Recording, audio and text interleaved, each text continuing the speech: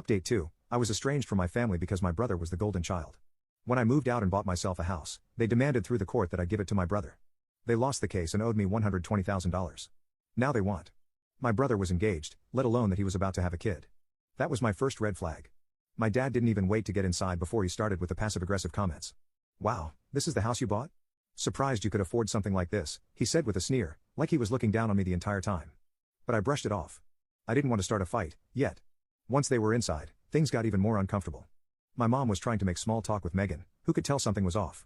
She kept glancing at me, like, what's going on here? Meanwhile, my dad and Ryan were talking in hushed tones, and Karen was wandering around the house like she owned the place.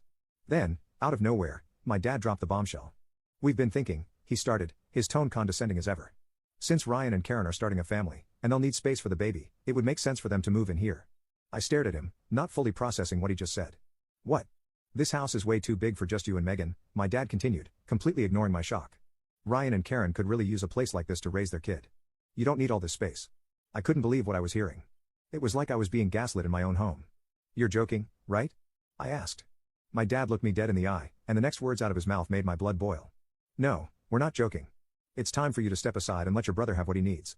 After all, family comes first, and he's starting his own. You and Megan can find a smaller place. This house will be better suited for them." I lost it. All the years of resentment, neglect, and favoritism came flooding out at once. "Are you serious right now? This is our house. Megan and I bought this place, it's in our names. You can't just waltz in here and decide that Ryan gets to have it because he knocked someone up." Ryan tried to chime in, looking all smug. "Come on, man, it's not like you need all this space. You don't even have kids." "We do." "That's not the point," I snapped. "The point is, you don't get to just take what's mine because you think you're entitled to it. I've spent my whole life being pushed aside for you, and I'm done with it." That's when my dad started getting really aggressive. He stood up, puffing out his chest like he was trying to intimidate me. "Watch your tone, boy. You should be grateful we're even asking and not just telling you to hand over the keys. This house is going to be Ryan's whether you like it or not." I saw red. I don't know what came over me, but I snapped. I lunged at him, shoving him back into the wall. "Get the hell out of my house," I screamed. Megan was shouting at both of us to calm down, but I couldn't stop. Years of pent-up anger were boiling over. My dad shoved me back, and before I knew it, we were in a full-on fistfight, throwing punches and yelling at each other. My mom and Ryan were screaming, and Karen was standing in the corner, frantically dialing her phone. It wasn't until the police showed up that we finally stopped. I guess Karen had called them when things got out of hand. They separated us, cuffed me and my dad, and hauled us down to the station.